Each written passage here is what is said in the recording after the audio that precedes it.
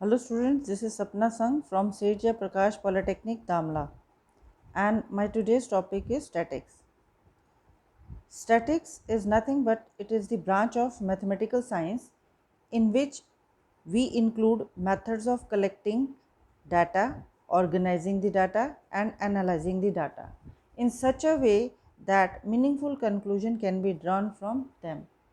इस मैथ्स की स्टैटिक्स जो मैथ्स की एक ब्रांच है, इसमें हम क्या करते हैं, डाटा कलेक्ट करते हैं, उसको अरेंज करते हैं और फिर उसके ऊपर कंक्लूजन निकालते हैं to study the situation. Okay, there are 3 types of data: raw data, discrete या अनग्रुप डाटा, कंटिन्यूस और ग्रुप डाटा. रॉ डाटा कैसा होता है, जैसे एक क्लास में टेस्ट लिया गया, 35 स्टूडेंट थे, उनका टेस्ट लिया गया और फिर टेस्ट में जो उनके मार्क्स हैं, किसी के ज़्यादा किसी के कम, इस तरीके से जो डाटा मेरे पास 35 स्टूडेंट्स का आ गया, तो वो रॉ डाटा आ जाएगा.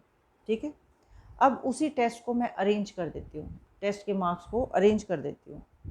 अरेंज कैसे किया, जिसके सबसे कम नंबर हैं, ठीक है, मान लीजिए 10 नंबर क्लास में सबसे कम है, तो 10 मार्क्स कितने स्टूडेंट्स के हैं, मान लो 5 के हैं, तो आई विल राइट 10 मार्क्स, ठीक है, अंडर एक्स आई, और 5 क्या हो जाएगा, दैट इज़ द फ्रीक्वेंसी, क्योंकि 10 जो है 5 बार रिपीट हो रहा है.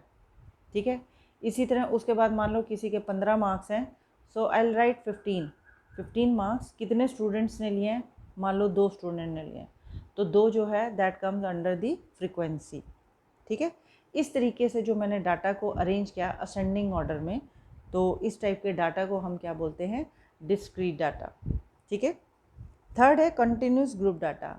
अब मान लीजिए क्लास 35 से ज़्यादा 100 की होती, तो what I will do, I will break the marks in intervals.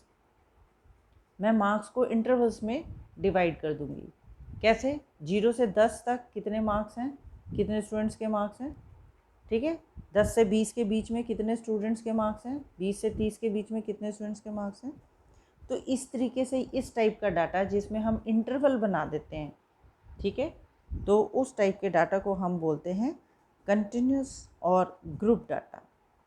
Discrete में क्या होता है, पर्टिकुलर मार्क्स लिखे होते हैं. ठीक है, इसलिए हम इसको डिस्क्रीट या अनग्रुप डाटा बोलते हैं, but it is arrange. Last के जो 2 डाटा हैं they are arrange in ascending order.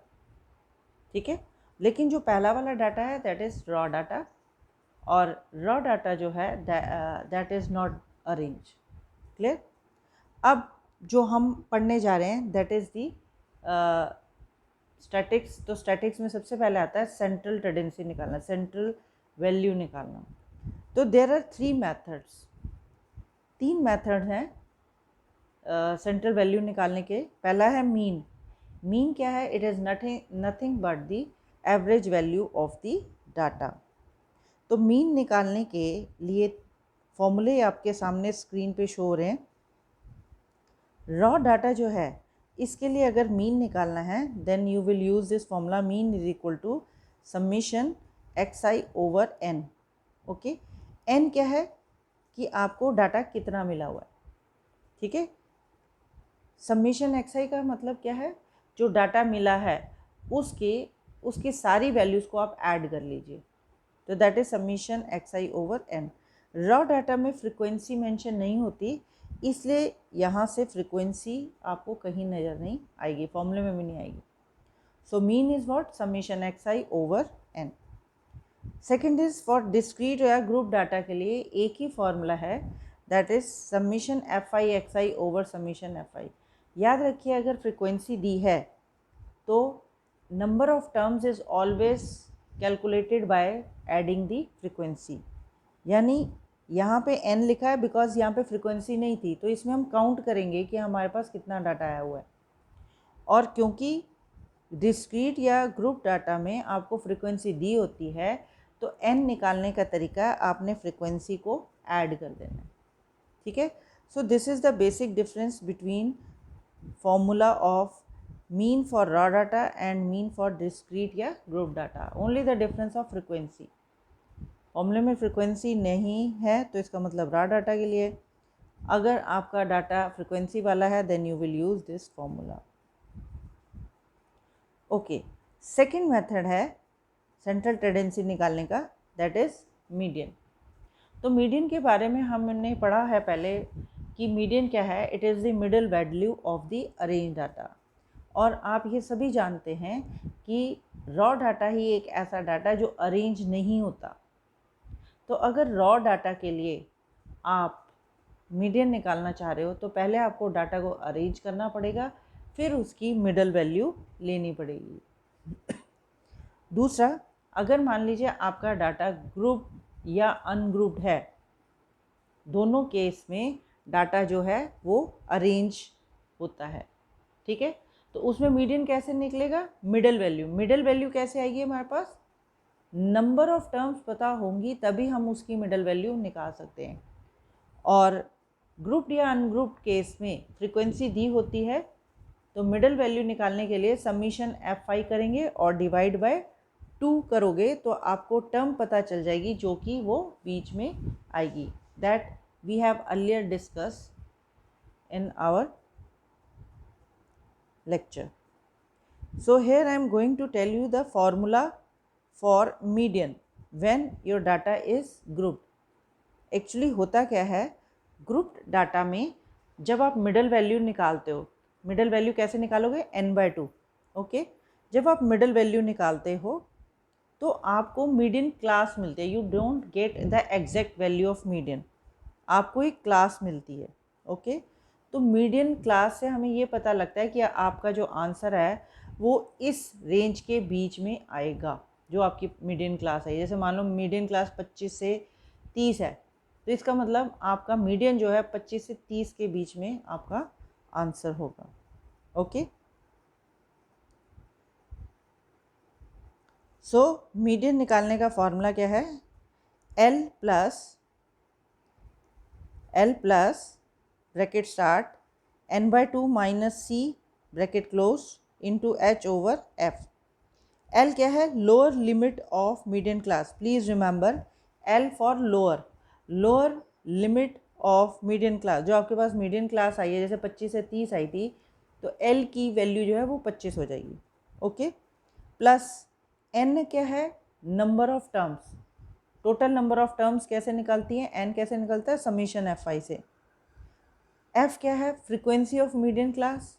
H क्या है, आपकी मीडियन क्लास का गैप, ओके। और C क्या है, cumulative frequency preceding to median class frequency. यानी C यहाँ पे क्या होगा, जो मीडियन क्लास की क्यूमुलेटिव फ्रीक्वेंसी है उससे पीछे वाली फ्रीक्वेंसी। तो इस तरीके से आपके पास मीडियन की एग्जैक्ट वैल्यू आ जाएगी, ओके। तो here are the terms. L is the lower limit of median class that I have told you just now. Next, N जैसे मैंने आपको बताया है, जो ग्रुप्ड हो या अनग्रुप्ड डाटा है, दोनों में N जो है दैट इज समीशन Fi होता है, ओके। उसके बाद H, gap of median class.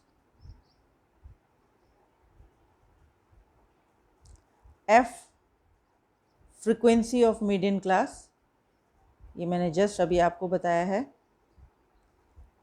Next, C, cumulative frequency preceding of median class frequency. जो मीडियन क्लास की फ्रीक्वेंसी क्यूमुलेटिव फ्रीक्वेंसी है उससे पीछे वाली आपने लेनी है, ओके। Next is mod. अब मॉड तीसरा मेथड है सेंट्रल वैल्यू निकालने। तो इसमें कैसे पता लगता है, जो टर्म सबसे ज़्यादा बार दिख रही है डाटा में वही मॉड है। अगर हम रॉ डाटा की बात करें तो अगर कोई नंबर सबसे ज़्यादा बार अपीयर हो रहा है डाटा में तो वही उस डाटा का मॉड होगा, ओके। और रॉ डाटा क्योंकि अरेंज नहीं होता तो you have to see which numbers appears maximum time, okay. दूसरा हो गया डिस्क्रीट या ग्रुप डाटा। अब डिस्क्रीट डाटा में क्या होगा, डाटा अरेंज होगा, तो जिसकी फ्रीक्वेंसी सबसे ज़्यादा होगी that is the mod, okay. ये तो डायरेक्टली पता चल जाता है इन केस ऑफ डिस्क्रीट। हाँ, ग्रुप डाटा में अगेन यहाँ पे भी सेम प्रॉब्लम है कि हमें मॉड जो है कैसे पता लगता है, हाईएस्ट फ्रीक्वेंसी देखते हैं हम और हाईएस्ट फ्रीक्वेंसी से कनेक्टेड जो भी क्लास है that is the modal class, वो हमारे पास क्या आ जाती है, model class. In the same way L क्या है, lower limit of modal class L. Next F that is frequency of modal class, जो भी आपके पास मॉडल क्लास आई है उसकी फ्रिक्वेंसी। ठीक है, ये मॉडल क्लास कैसे आई थी, हमने जो डाटा दिया था उसमें फ्रिक्वेंसी देखी सबसे ज़्यादा किसकी है। ओके, तो जिसकी फ्रिक्वेंसी सबसे ज़्यादा है वही हमारे पास मॉड आता है। लेकिन यहाँ ग्रुप डाटा में तो हमें एग्जैक्ट वैल्यू नहीं मिलेगी, हमें एक क्लास मिलेगी, जैसे 25 से 30। ओके, तो एफ जो है frequency of modal class. F1 क्या है, frequency preceding to modal class frequency, जो मॉडल क्लास की फ्रिक्वेंसी है उससे पीछे वाली। और F2 क्या है, frequency succeeding to modal class frequency, यानी जो मॉडल क्लास की फ्रिक्वेंसी है उससे आगे वाली। And then H gap of the modal class. Okay, in this way we can find the mod. Okay, now we'll do certain question ungroup data for mean के लिए। here is your question, find mean of the data। अब आप देख रहे हो marks लिखे, x means 7 marks, 10 marks, 12 marks, 15 marks, 19 marks, 25 marks, 30, 35 और 42, these are the marks. और ये कितने स्टूडेंट्स ने ले रखे हैं, that denotes by frequency. Okay, तो स्टेप 1 क्या होता है, first of all will write the data. Okay, अब मीन का हमें फॉर्मूला पता है क्योंकि फ्रिक्वेंसी दी हुई है, mean is summation F I X I over summation F आई। तो सबसे पहले हमने फ्रिक्वेंसी का सम निकाला। यस, यू कैन सी ये फ्रिक्वेंसी दी हुई है, इस फ्रिक्वेंसी का सम निकाला, that comes out to be 70। अब मीन के फॉर्मूले में summation F I X I होता है, तो हम एक रो जनरेट करेंगे जिसमें फ्रिक्वेंसी को एक्स आई से मल्टीप्लाई किया। जैसे 9 7 ज़ा 63, 11 को 10 से किया 110, 12 को 2 से किया 24। In this way you will get this F X. अब इस एफ एक्स को ऐड कीजिए, समीशन मीन्स इस वाले रो को आप ऐड करें, that comes out to be 1658। Okay, तो अब हमारा मीन का फॉर्मूला आप जानते हैं, अभी थोड़ी देर पहले मैंने बताया था। Now you put the values, तो ये आ जाएगा 23.6। सो this is the mean of the data. अब यही मीन अब हम ग्रुप डाटा में करते हैं। Okay, here is your question. Mean का फॉर्मूला आप स्क्रीन पे देख सकते हैं, फॉर्मूले में कोई चेंज नहीं है, फॉर्मूला विल रिमेन सेम। अब हमारे पास क्लास आ गई है, मार्क्स क्लास, 0 से 10, 10 से 20, 20 से 30, 30 से 40 और 40 से 50, दिस इज़ अ क्लास। अब नेक्स्ट इज़ फ्रिक्वेंसी। फ्रिक्वेंसी आपको पास आ गई, 0 से 10 के बीच में 10 स्टूडेंट है, 10 से 20 के बीच में 12 हैं, 20 से 30 के बीच में 8 है, इस तरीके से। अब फॉर्मूले के हिसाब से हमें पहले फ्रिक्वेंसी वाली रो को सबसे पहले ऐड करना है, तो will add this row. So when we have, yes, this is the mean. Next we'll find solution of it। तो solution में हमने सबसे पहले समीशन एफ आई कंप्लीट किया। हमारी फ्रिक्वेंसी कितनी आ रही है, 50। यू कैन सी 10 जमा 12 22, 22 जमा 8 30, 30 और 10 30 और 11 41, 41 प्लस 9 50। तो ये समीशन एफ आई है। Now next I want F I और एक्स आई वाली रो। सो मेरे पास यहाँ पे एक्स आई नहीं है, at present we don't have X I. तो ये एक्स आई कैसे आएगा, 0 जमा 10 divide by 2, that comes out to be 5। ठीक है, अब क्योंकि गैप जो है इसमें गैप कितने का, 10, तो 5 में 10 जोड़ो 15, 15 में 10 जोड़ो 25, 25 में 10 जोड़ो 35 और 35 में 10 जोड़ो 45। बात समझ में आ गई। पहली वैल्यू कैसे निकालनी है, 0 प्लस 10 डिवाइड बाई 2, 5 आ गया। अब यहाँ जितना गैप है वो इसमें ऐड करते जाना। ठीक है, तो इस तरीके से मेरे पास एक्स आई आ गया। Now I can create a row in which F को एक्स से मल्टीप्लाई कर सकते हैं। Okay, here you can see 10 को 5 से मल्टीप्लाई किया 50, 12 को 15 से किया 180, इस तरीके से इनको आपस में मल्टीप्लाई कर दिया। नाउ अब मेरे पास fx वाला रो जनरेट हो गया। अब मैं इस वाली रो के सभी नंबर्स को जोड़ूंगी। So I got 1220। Okay, now will find mean, that comes out to be 24.4. Okay, so this is the mean for grouped or ungrouped data. Next we'll come to the ungrouped data. अब हम निकाल रहे हैं median. Median मैं पहले भी बता चुकी हूँ, that is the middle value of the data. हमारा अनग्रुप डाटा ऑलरेडी अरेंज होता है, please keep in your mind, सिर्फ रॉ डाटा में हमें अरेंज करना होता है। तो आप देख रहे हो this is x I F I, ये आपके स्क्रीन पे है। सोल्यूशन निकालना है तो सबसे पहले आप ये देखेंगे, मिडल वैल्यू निकालने के लिए मुझे नंबर ऑफ़ टर्म्स चाहिए, और नंबर ऑफ़ टर्म्स हमेशा कैसे आएंगी, समीशन एफ आई से। I will get summation F आई। तो समीशन एफ आई निकला 70। तो मिडल वैल्यू निकालने के लिए I have to divide it by 2। Okay, 70 को हाफ करोगे 35, यानी 35th टर्म जो है वो आपका मीडियन है। लेकिन ये 35th टर्म आएगी कैसे, ठीक है। तो हम क्या करते हैं, इन फ्रिक्वेंसीज को cumulate, C F means cumulative frequency, cumulate means इकट्ठे करते रहिए। पहली फ्रिक्वेंसी 9 थी, 9 में 11 जोड़े 20 हो गए, 20 में 2 जोड़े 22 जोड़े, 22 में 7 जोड़े 29, 29 में 3 जोड़े 32, 32 में 5 जोड़े 37, 37 में 13 जोड़े 50, 50 में 8 जोड़े 58, और 58 में 12 जोड़ा 70। तो अगर 70 है that means your addition is correct. Okay, तो अब आपके पास ये क्यूमुलेटिव फ्रिक्वेंसी आ गया है।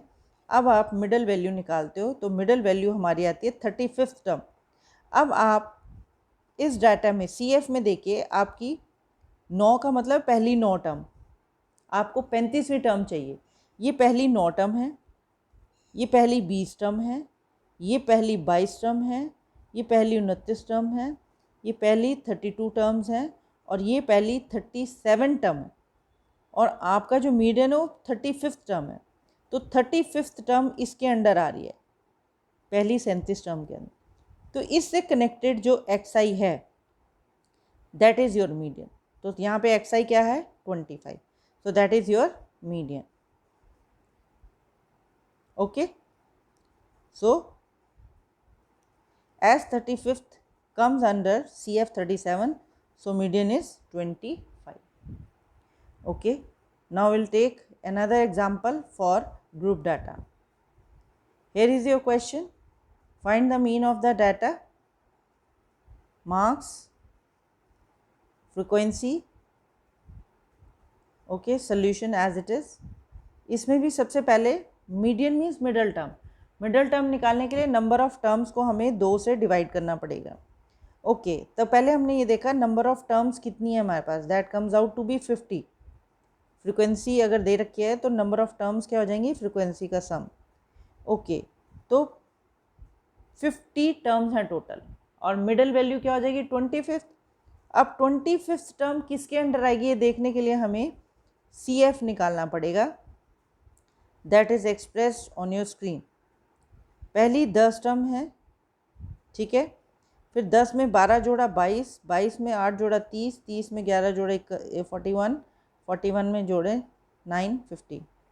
तो आपकी 25th टर्म, ये 22वीं टर्म है, और 25th टर्म किसके अंडर आएगी, 30 के अंदर, ठीक है।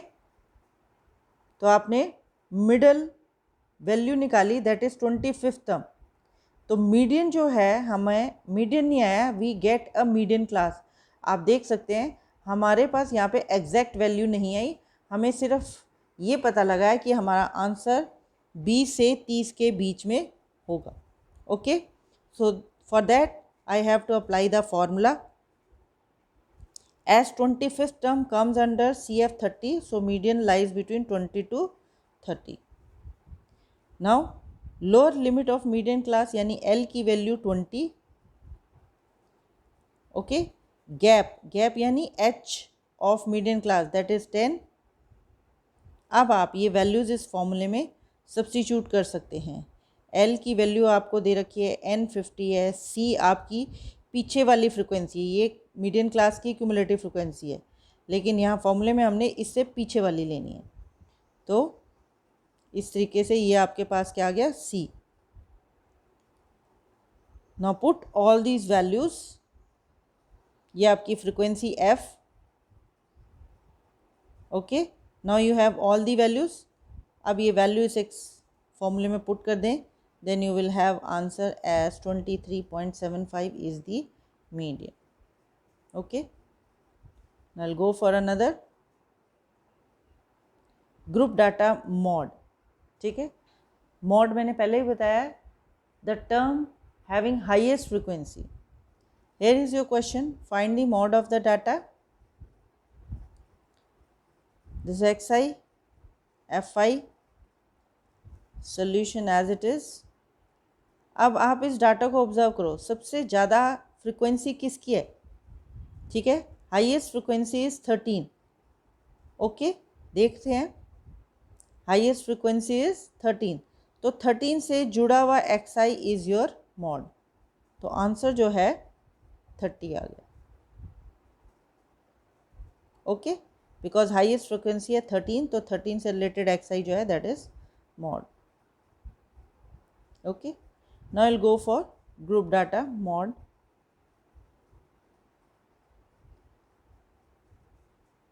Find the mod of the data. Data is displayed on your screen. mod याद रखना, mod means highest frequency। तो highest frequency इस वक्त हमारे पास किसकी है? 12 की। तो 12 से जुड़ा हुआ हमें एक क्लास मिली है that is 10 to 15, which clearly indicates कि हमारा जो mod है वो 10 से 15 के बीच में होगा। ठीक है, अब यहाँ में एग्जैक्ट वैल्यू नहीं मिली, we don't have exact value. ठीक है, तो हमने अब फॉर्मूला लगाना पड़ेगा एग्जैक्ट वैल्यू निकालने के लिए। ये जो हमें मॉडल क्लास मिली है 10 to 15, इसकी में एल जो है वो 10 है, एल जो है लोअर लिमिट है इसकी 10, और गैप यानी एच कितना है? 5 का। ओके, और F1 क्या है? Frequency preceding to the modal class frequency. आपकी मॉडल क्लास की फ्रीक्वेंसी है 12, इससे पीछे वाली फ्रीक्वेंसी को हम बोलते हैं F1, और सक्सीडिंग जो है वो F2 हो जाएगी। This is frequency of modal class. Next 8 जो है that is the frequency succeeding to modal class frequency. Now put all these values in this formula. आप इसे कैलकुलेट करके देख सकते हैं, and that comes out to be 11.6। Okay, so in this way we can find mean, median, mod, central value of the data by these 3 methods। ठीक है, एक ही चीज़ 3 तरीके से निकालने की है, तो इनमें स्लाइट डिफरेंस होता है। Okay, so this was all about the statics portion, how to find central tendency by the 3 methods, mean, median and mode. इसके बाद हम नेक्स्ट करेंगे deviations. Will study about the deviations.